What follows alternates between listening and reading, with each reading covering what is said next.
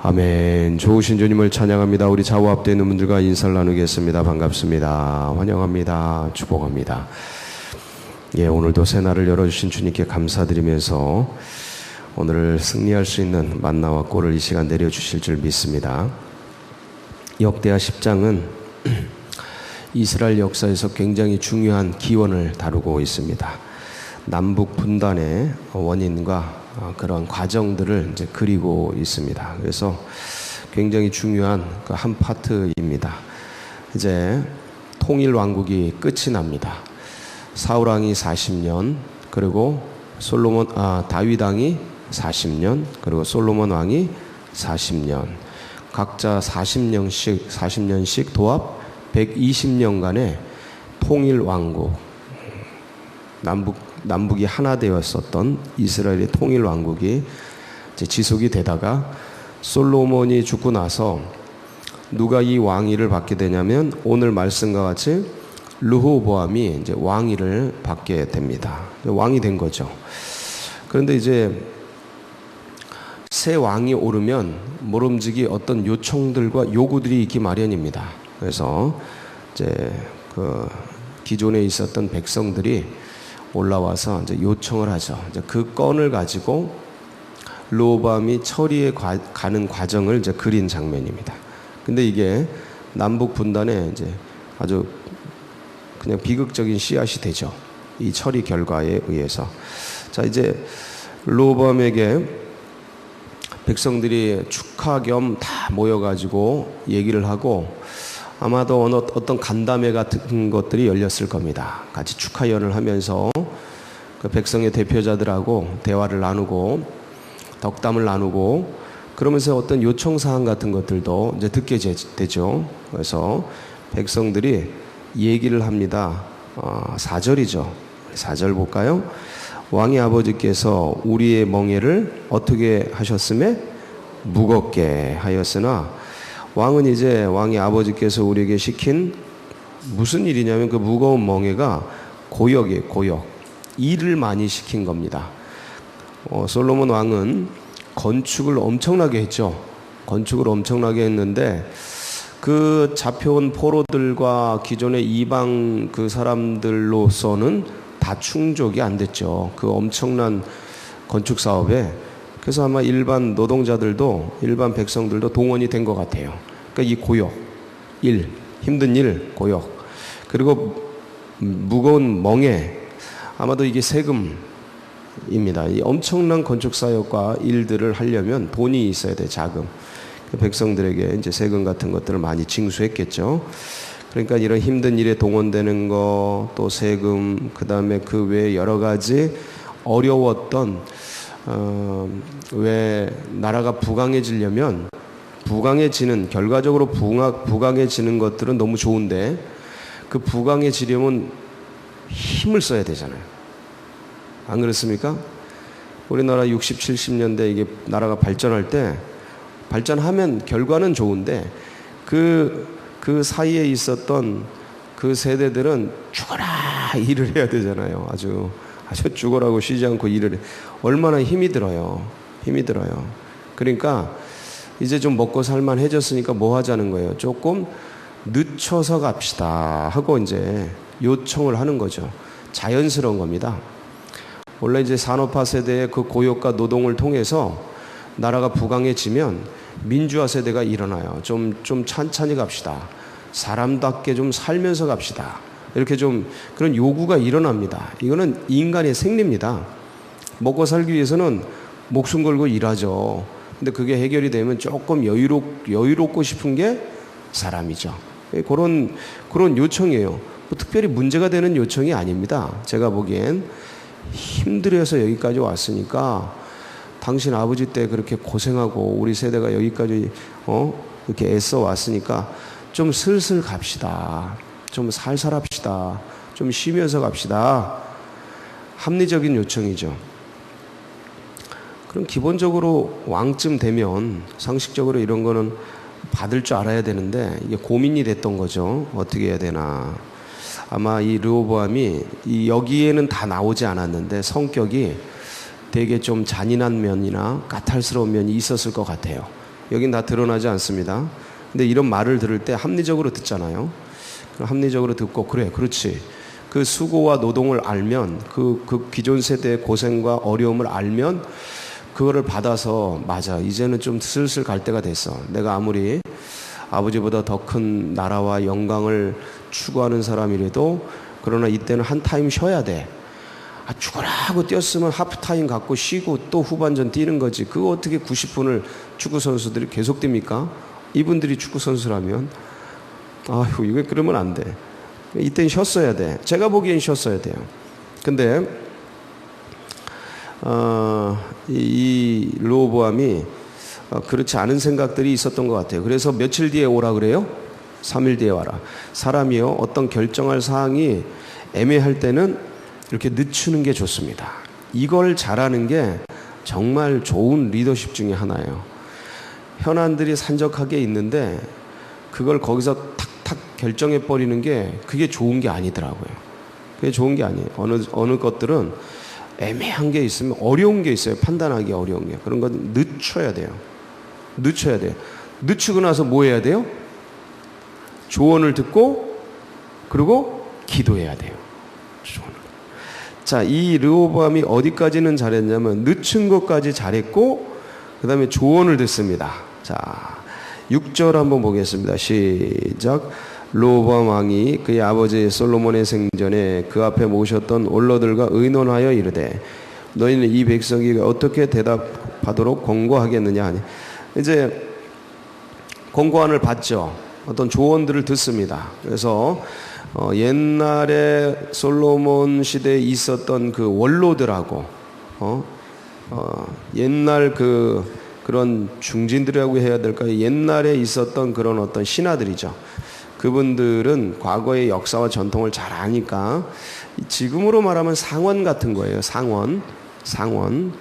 의회 정치로 말하면 상원들이셔요. 그분들의 이야기를 쭉 듣게 됩니다. 그랬더니 뭐래요? 7절. 이 백성을 후대하여 기쁘게 하고 선한 일을 하시면 그들이 영원히 왕의 종이 되리이다. 이게 참 깊은 연륜에서 나오는 해안이죠. 지혜입니다.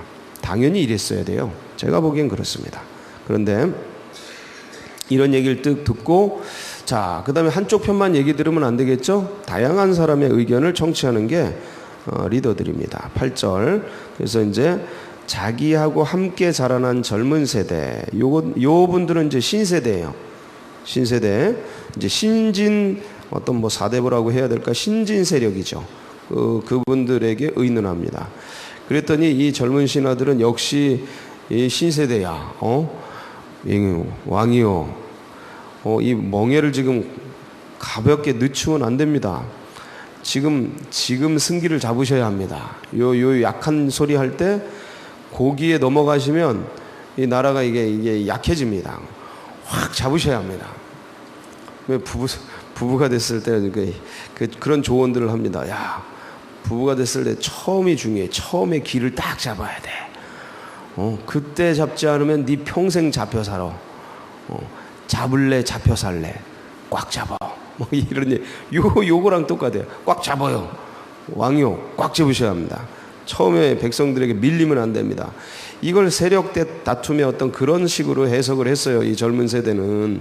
그러면 안 되는데 어쨌든 뭐라고 말씀을 하시냐면 내 새끼손가락이 솔로몬 아버지의 그 허리보다 두껍다. 그러면서 강하게 나가십시오. 니네가 가죽 재측 맞았냐? 나는 정갈 재측 휘두른다. 그러면서 화끈하게 나가셔야 합니다. 예, 귀에는 그럴 듯합니다.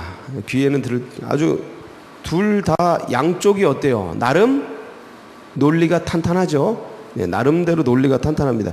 이게요, 사람이 살다 보면 요 장면이 왜 나오냐면 북쪽 지파와 남쪽 지파가 나누어지는 그런 결정적인 단서가 르호보암의 이런 패착에 있었다라는 얘기를 하는데, 이건 다시 말하면 우리 시대에도 우리 삶의 그 정황에도 똑같은 원리가 있다. 항상 A와 B 두 안 중에서 사람을 혼란하게 한다.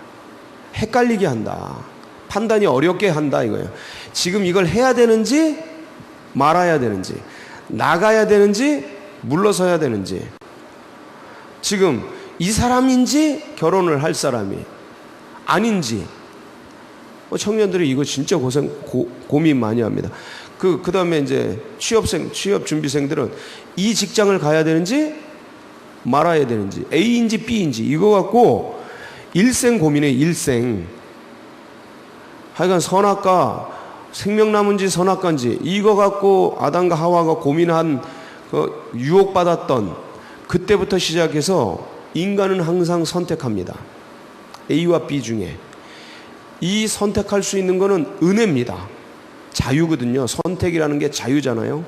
이 선택의지, 자유의지, 이거는 하나님이 주신 은혜예요. 얼마나 자유가 소중하고 얼마나 이 선택의지가 귀중한지 제가 말씀드렸지 않습니까? 주일날. 하나님께서 자기 목숨을 담보로 우리에게, 인간에게 뭘 주셨다? 자유를 주셨다. 인간에게만 준 하나님의 형상입니다. 왜 하나님께서 인간에게 자유를 주셨을까요? 하나님이 자유로운 분이기 때문에. 그러니까 하나님의 형상이란 말이에요, 이 자유가. 그래서 자유 아니면 죽음을 달라. 이게 딱 나와야 되는데. 자유 아니면 죽음을 달라. 이 자유는 목숨으로 지키는 거예요. 왜? 하나님이 목숨 주고 준 게 뭐라고요? 자유라니까요. 이 자유의 소중함은 공기를 잃어버려야 공기의 소중함을 알듯 자유를 상실해봐야 자유의 소중함을 압니다. 자유민주주의가 얼마나 좋은지 이거를, 이 자유민주주의 속에 사는 사람들은 공기와 같아서 이걸 몰라요. 근데 북한, 저 공산주의 이런 데 보세요. 티벳, 신장 위구르 자치구 이런 데 얼마나 탄압받는지, 자유를 뺏기고. 우리는 이 속에 살기 때문에 이 소중한 자유를 모르는데 어쨌든 이 선택을 해요. 평생 선택을 해요. 이게 자유거든요. 자, 그런데 이 자유가 되려면 진리에 기반을 해야 돼. 진리에. 이 다른 데 가가지고 진리를 떠나서 자유롭다 그러고 뭐 사람 죽이고, 이 진리가 구약에 나타난 게 십계명이에요. 그러니까 우리 안에 이 진리라는 게 뭐냐면 우리 안에 하나님의 법, 우리 하나님의 언약, 요 안에서 이 자유들이 시행될 때 행복해지는 거예요. 근데 이걸 끊고 맞아요. 생명선을 끊어버리고 자유다. 그건 자유가 아니고 방종이고 죽음이라니까요. 아주 나라와 사회와 가정과 이게 다 질적으로 망해요. 망한다. 이거 망해. 사라져버려요. 아주 그냥 혼란이 오고, 그건 자유가 아니고 그건 진짜 밀림이에요. 밀림. 전쟁이라고.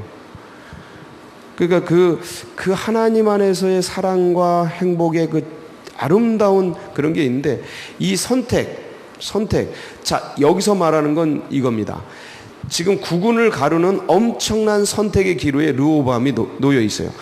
이것은 르호보암이고, 우리는 어디에 놓여 있나? 매일매일 선택의 기로에 놓여 있단 말이에요. 지금 내가 잘까? 뭘 일을 할까? 지금 일을 할까? 아니면 이 일을 할까? 성경을 읽을까? 늘 시간상의 선택을 하게 되어 있습니다. 우리가 습관을 따라가는 것 같지만 매일매일 이게 사실은 선택이에요. 근데 이게 옛 구습에 묶여서 우리의 시간과 공간과 물질과 언어와 이 생각들을 그냥 옛 습관에 흘러가는 것, 따라가는 것 뿐이지, 사실은 계속적인 선택, 거기서 어떤 걸 고르는 그런 일들이라는 거죠. 그 속에서 우리는 뭐를 선택해야 되나, 어떤 걸 선택해야 되나, 굉장히 중요합니다. 왜냐면 지금 당장 이 시간에 내가 이 동영상을 볼까, 음란 영상을 볼까, 성경을 볼까, 이 선택이거든요. 유혹이 타고 오잖아요. 내가 드라마를 볼까, 아니면 여기서 묵상집을 들을까. 그냥 익숙한 대로 드라마나 익숙한 대로 신문을 가도록 이렇게 우리의 구습들이 조직이 돼 있다고요. 이 체질을 개선해서 하나님이 원하시는 걸 선택하는 것, 사실은 이게 믿음의 성장입니다. 진짜 성장이 생활 속에서 나올 때 영적 성장이라 그러는 거예요. 여기서 머리에서 깨닫고 성경을 좀 더 알고, 이게 영적 성장이 아니고, 실제적인 영적 성장은 우리의 삶 속에서 나오는 거거든요. 시간과 재물과 공간과 언어와 이 생각과 인맥 이런 것들을 어떻게 쓰느냐, 이게 진짜 하나님에 의해서 쓰여지느냐, 아니면 나의 배를 위해, 나의 몸을 위해, 나의 만족을 위해 쓰여지느냐, 요구에 의해 영적인 성장이 판가름 난다고요. 그러니까 이 부분이 굉장히 중요하다. 우리도 늘 르호보암처럼 선택의 기로에 놓여져 있다. 신세대의 의견을 따를 거냐, 이 원로들의 의견을 따를 거냐, 여긴 구분이 결정되죠. 자, 여기까지는 잘했어요. 의견을 청취하고 묻는 것까지는 굉장히 잘했습니다. 이게 쉬운 것 같죠? 대단히 어렵습니다. 시간을 늦추고 그 다음에 사람들의 의견을, 다양한 의견을 듣는 것, 이거 굉장히 어렵습니다. 정말 쉽지 않습니다. 이게 몸에 딱 배야 되는데 그게 아니에요. 그냥 그 자리에서 탁 하려고 하는 그런 경향성이 상당히 많고, 그리고 시간을 늦춰놓고도 의견을 듣는 게 아니라 그냥 고민 속에 있거나 뭐 이러는 경우들이 허다해요. 의견을 청취하여. 자, 그 다음 단계를 밟았어야 되는 게 뭘까요? 자, 어떤 문제가, 현안이 생겼어요. 이것을 시간을 두고 생각을 합니다. 생각을 하는 사이에 의견들을, 다양한 사람들의 의견을 듣습니다. 그 다음에 이 의견을 쭉 듣고 생각한 걸 가지고 누구에게 나가야 돼요? 하나님께 나가야죠. 하나님께. 여기 기록이 없잖아요. 아무것도. 그냥 바로 신세대 의견 따라가잖아요. 그러니까 이게 나라가 쪼개지는 거예요. 그러니까 왕이 그러면 나라가 쪼개지고, 어머니가 그러면 집안이 쪼개지고, 그 사회의 어떤 리더가 그러면 그 사회가 찢어지고 쪼개지고 혼란되고.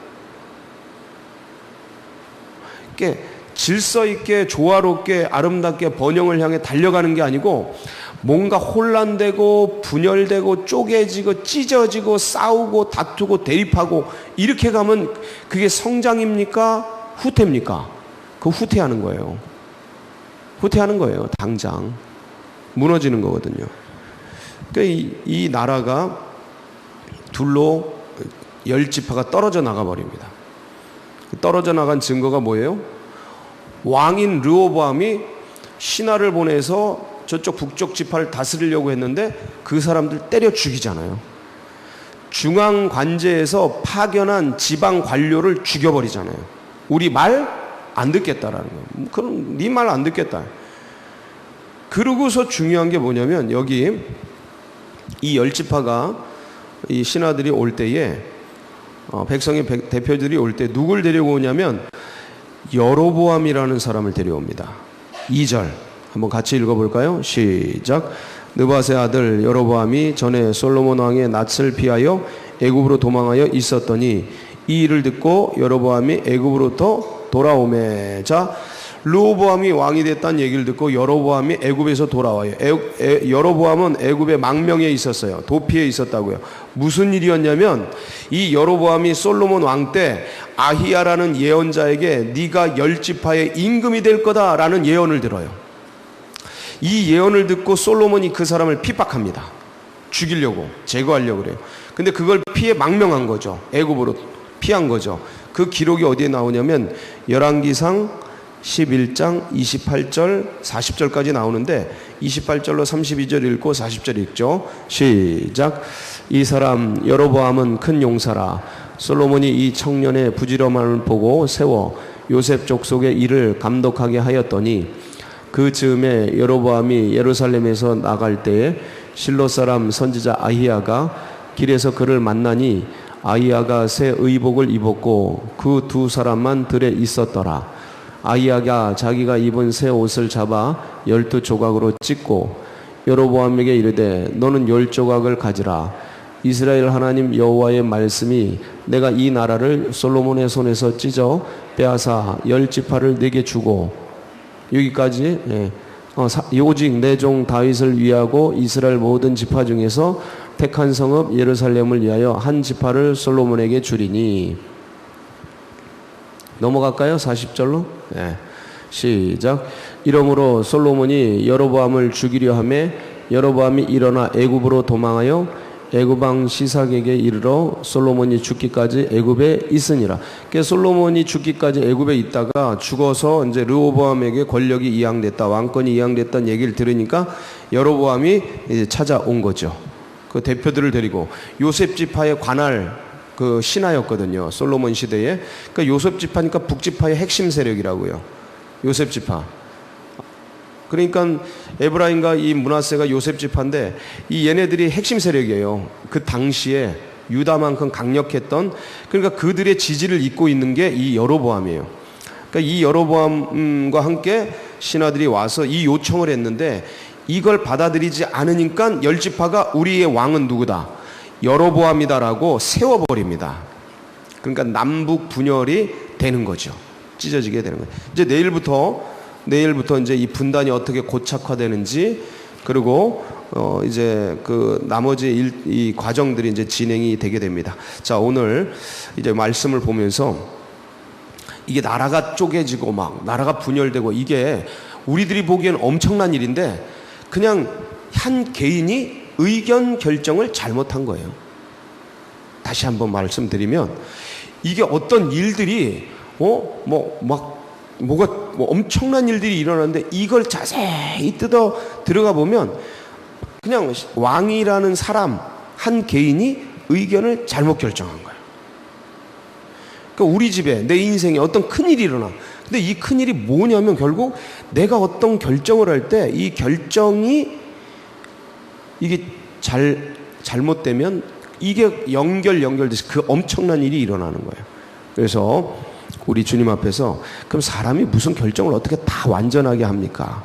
그러니까 잘 최선을 다해서 자 시간을 두고 그 다음에 사람들의 의견을 묻고 결국은 누구에게 나가야 돼요? 하나님께 나가서 기록된 말씀에 위배됨이 없는가 찾아보고. 근데 이런 건 현안이란 말이에요. 현안.